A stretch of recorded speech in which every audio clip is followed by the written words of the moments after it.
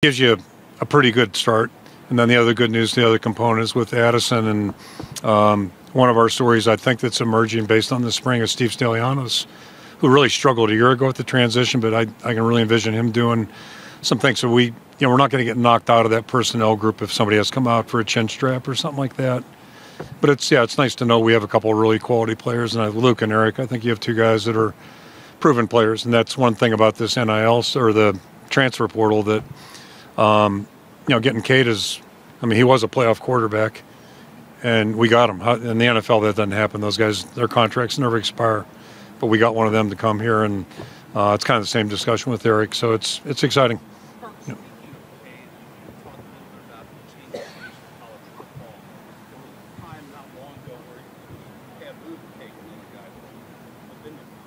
Yeah. Well,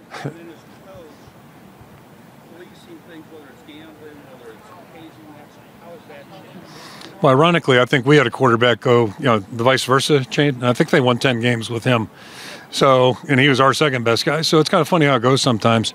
I guess, maybe this is a fair trade back. So I'm into fairness. Like, that's a good thing. So anyway, but yeah, it's the world we live in. It's kind of always been that with quarterbacks. I think about a guy, Cody Suckle, who came in third, whatever year it was. You may remember better, Chad, in the 13. And came in third, came in my office at the end of camp. Said, Coach, I was hoping to be first or second. I'm third. Just so you know, I'm probably going to transfer at the end of the year. And, unless things change, I'll be ready each and every week. He was awesome. Played on our scout team. Transferred out in December, went to La Tech, and they won 10 games, I think, 9 or 10 games that year, went to a bowl game. So I think in the quarterback position, it's really unique because there's only one. It's like a point guard in basketball. What is he, a number one now? They don't say point guard anymore. I get it.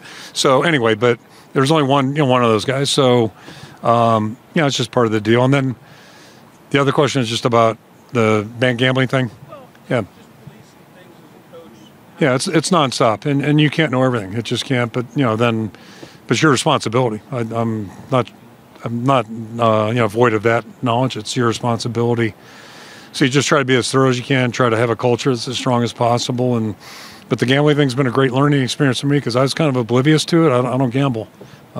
Since I played cards in college, I liked it too much. Smart enough to know I'm not going to do that as I become an adult. It's everywhere, right? I mean, when I was a kid, it was cigarette commercials. Now it's gambling commercials. So I think we just need to really reshape our thinking about what's fair, and then also use this as a real educational opportunity to just make sure players understand that there might be some downside to this stuff too, because it's coming at them all the time, as I understand it. Yep. Yeah, I'm not fully sure I understand the all the dynamics and working parts. It looks confusing as all get out, quite frankly, but I think it's a great thing. I think one good thing about being in our league. There's a million good things about being in our league, but everything in our league's been first class during my however many years, 20 some and 9, and it just keeps getting better. We've had great leadership, and our TV deals, our bowl alignments, and they've been first class all the way through. So I think that's one of the fun things about being in this league. I was never good enough to even think about playing in this conference, so it's kind of cool at least now to experience it. And one good thing about coaching, you can stay a little longer than players do, but everything about it's good, and I think the TV contract, the new one, just kind of fits right in. All that being said, I think we all realize we're going to be playing at different hours, but that's not a major change anymore. The world's changed. Yeah. I'm sorry. Have you ever been to the Solon Beef Day? No, but I'm well aware of him. Yep, well aware of him. Yeah, and he was talking a little crap yesterday morning. He was taking bows in our meeting because I announced that. So I'll just write this down. Logan Jones is our center. He's not that far behind him. Jennings exaggerated a little bit. I think he said he was like 2 feet in front. It was more like inches. So I think he pissed Logan off yesterday, and you may see an upset next year. I'll give you a tip on that one. But I haven't gone, but it's a fun thing. Yeah, it's just kind of a fun deal. Talking about learning from situations, is that an amazing deal? Is that something you address to your people, or you're proud to say you didn't need to address it because you understood that was Well, we talk about it briefly, but I'll go back. One of my fascinations when I went as an assistant in 1981, I was really curious about how welcoming guys on our team were to guys coming in. And our population were back then under 3 million. Now we're about 3.5. So a lot of our players come from out of state. And I was fascinated when I got there, the camaraderie, the tightness and closeness of the players at Iowa. And it's really continued. And I'll go back to last January. We were welcoming the largest number ever, 11 newcomers to our program. And they've all transitioned really well, but a big part of that is because of the veteran guys. And we talk to our guys all the time. You're all here because you've been selected, whether you're a walk-on or a scholarship player. You can't just walk in the door and be part of the team. So you're all selected. You're all Hawkeyes. You're all special until you show that you're not. You know, I mean, everybody's got a resume. And we want to treat people that way. Coincidentally, I just got done reading a Bill Walsh book about the score takes care of itself. And when hazing and all that stupid stuff was big, you know, in the 70s, 80s, he was never a proponent of that. And he painstakingly wanted to make sure everybody in the organization knew, whether it's a groundskeeper or whatever, they were all 49er employees. They were part of the family, part of the operation. I don't know how you can build a team when you're working against people as opposed to trying to, you know, bring them in and make them part of your deal. Hopefully. Hopefully, but obviously it'll be discussed, has been discussed. Yep.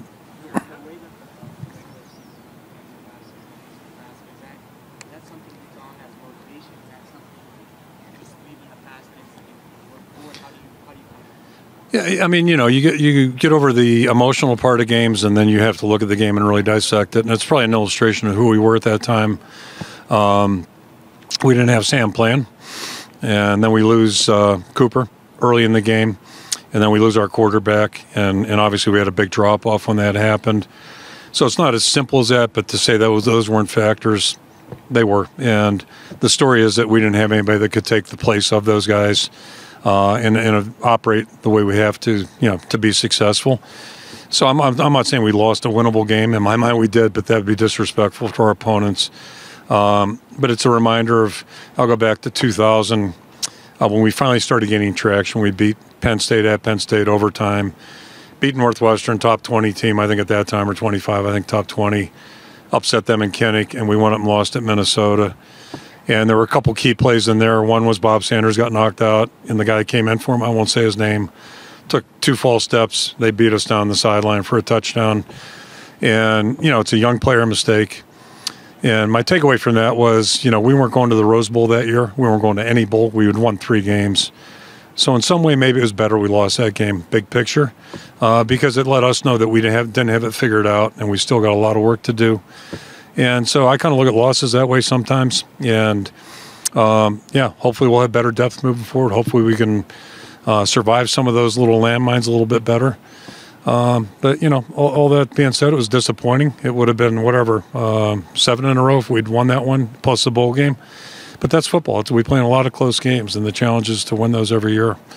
So that's kind of how I look at it as a coach. And, you know, nobody wanted Cooper to get hurt. Nobody wanted Spencer got tackled as a routine play. He got tackled. The guys get tackled all the time, and he totally blew up his shoulder.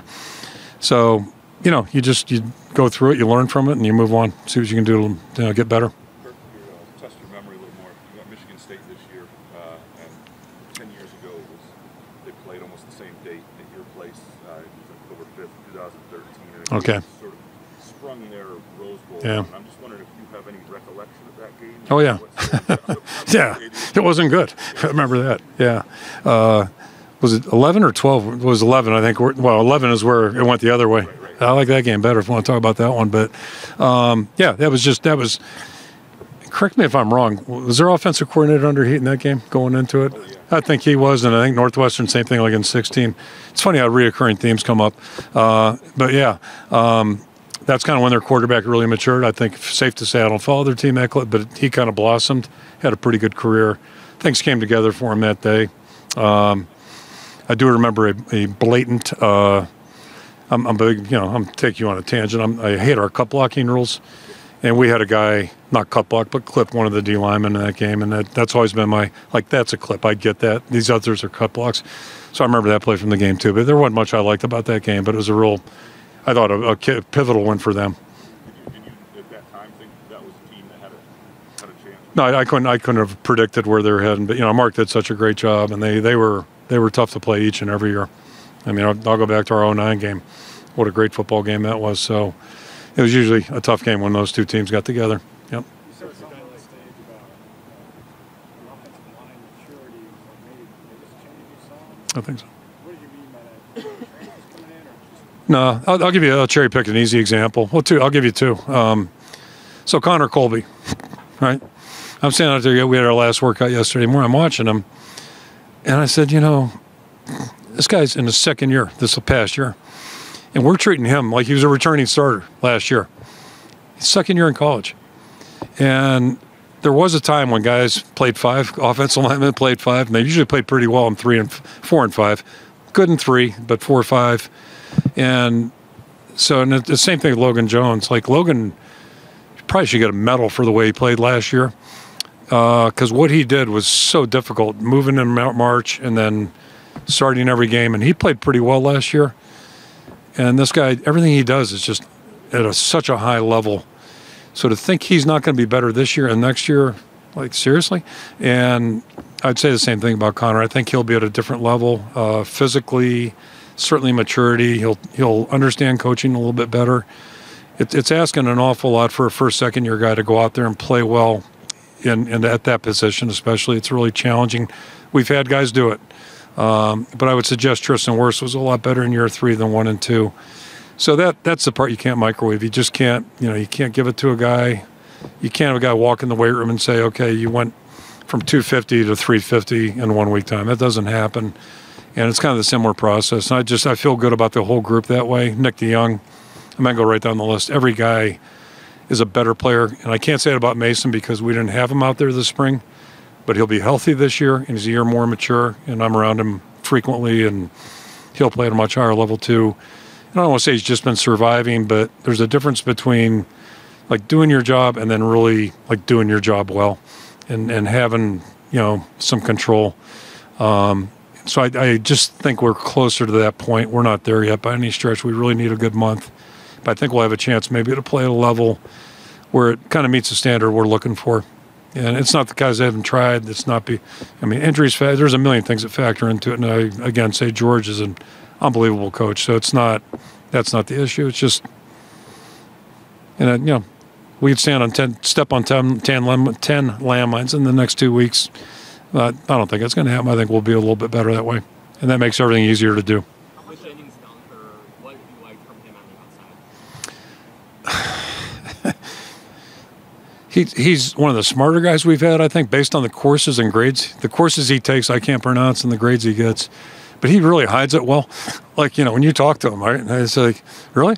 And he's a funny guy. He's interesting. But same thing. Like, he's got great potential, I think. But he's missed a lot of time, like, since he's been here. So that's a race that all these guys are running right now. But I think based on the limited stuff I saw in the spring, he's out there probably 6-7 practices. There's a lot to be encouraged about. And even when he was doing things wrong technically, it still looked okay. So if you can get him to do it right and get him the way he needs to do it, it might look really good. And that's kind of the battle we've been facing here. I mean, it's just, I don't want to go through our injuries, but it's one of those stretches you don't want to have too often. We've had it. So it is what it is, and we'll just keep pushing forward. But I think we saw daylight here at the end of spring.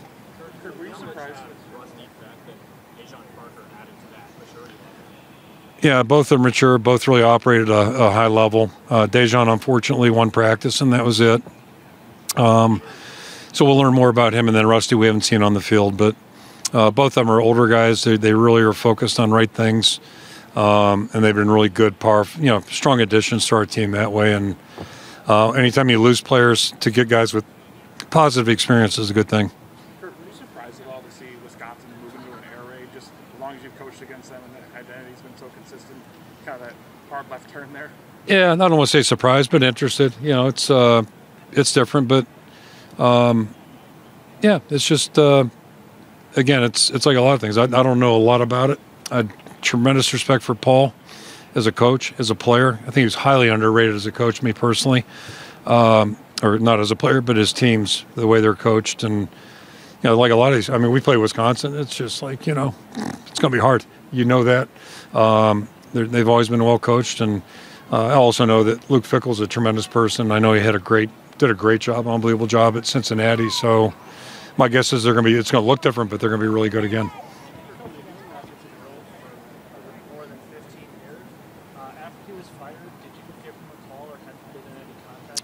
Yeah, we've had contact, and as I said earlier, I've got nothing but great respect for Pat.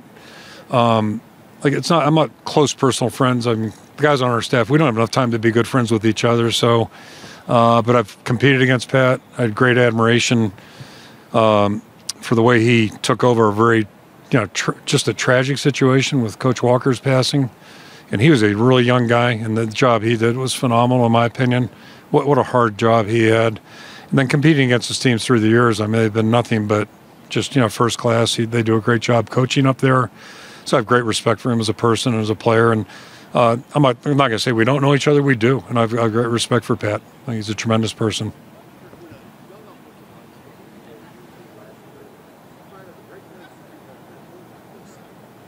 It's everything. Difference between youth, especially up front, youth and experience.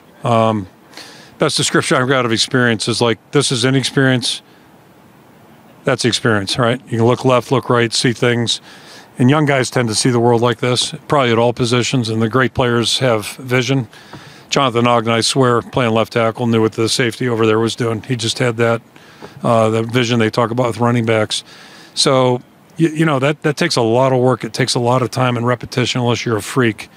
Most guys aren't. Most people aren't. So that's a big part of it. And then learning the technique, it's learned. It's hard, and it's very, very different than what most guys know, especially in the passing game. But I'll counter and say the run game too. I mean, it's just what we do is a little foreign. So you have to learn how to do it. It's not easy, and it's hard work. It's just you can't do it without working at it. And that's not to mention the strength conditioning aspect and all those things. But stuff happens fast up there, and especially if you're in the middle, there's a lot of moving parts. If you're outside, it's a little tougher physically, but it's at least your vision doesn't have to be as intricate maybe or whatever in processing. But I mean, that's an interesting experience. Experienced guys process things faster, so they react. Forget about athletic, but they'll react quicker because they see it coming, they anticipate it coming, they got faith their partners seeing the same picture. And I don't know crap about basketball, but I assume it's like, to me, it was like coaching a basketball team. You got 5 guys on the court, you got 5 linemen. They all got to be, all together. And it's hard work on the field, and it takes repetition.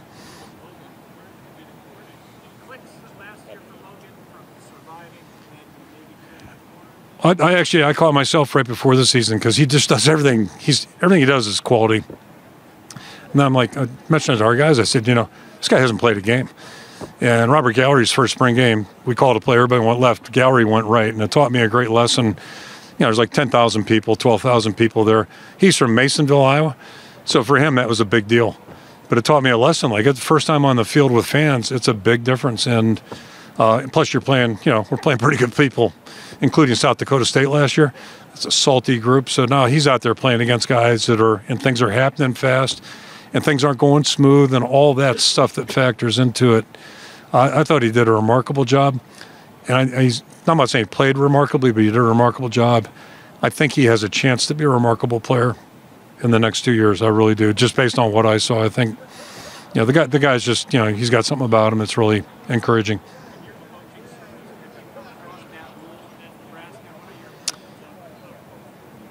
No, I really haven't, So, I mean, we've interacted. We were at league meetings together and what have you. But obviously just admire what he's done, whether you want to talk about Temple, Baylor. Two very difficult circumstances, and he did a wonderful job. So, he's already proven himself, that's for sure.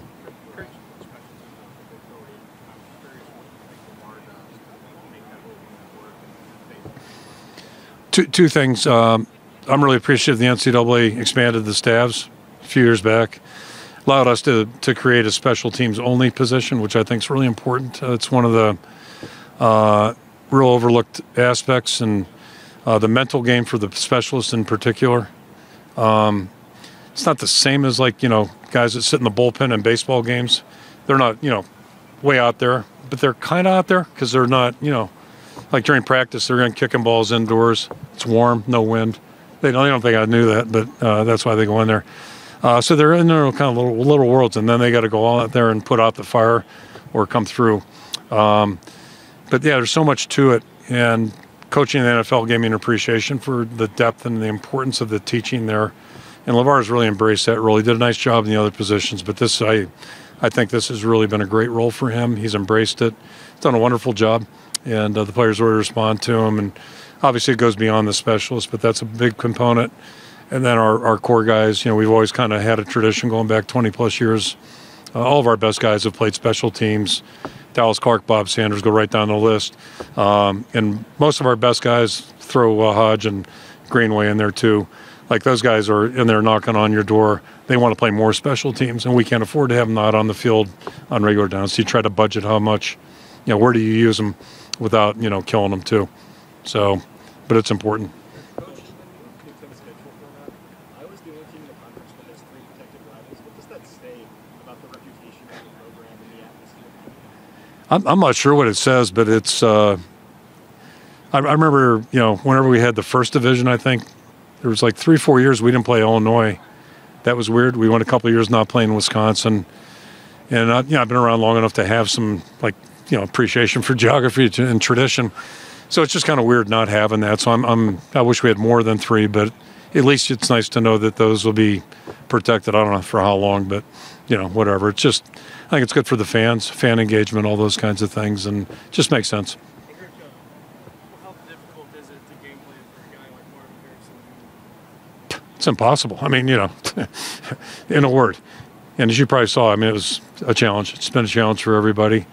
So I guess, theoretically, we could only see him one more time. And that would be a good thing, I guess. So. And by the same token, he himself is very talented, but that whole wide receiver core in general is, you can't necessarily take Marvin away and take the other wide receivers. Yeah, if you just kind of follow the NFL draft, especially the last 5 years, says a lot about, the caliber of players that they have, especially at that position. They've got good players, and they have had, my entire lifetime on that whole roster. But it's impressive, the group of guys they've had. And I was, it's a really impressive group. Tough to defend those guys. Coach, 25 years doing this. Is there anything sentimental about that, and why do you think that you felt this late year? Yeah, I don't know about sentimental, but why do I coach? It's just, it's easy because that's what I really like doing, and nobody's told me to sit down yet. So at some point they will, and if they do, that'll be the time. That's the good thing about this job. Other people will let you know when it's time to take a seat. But yeah, it's invigorating. It's it's what I like. It's what I do. And actually saw a performer on Sunday.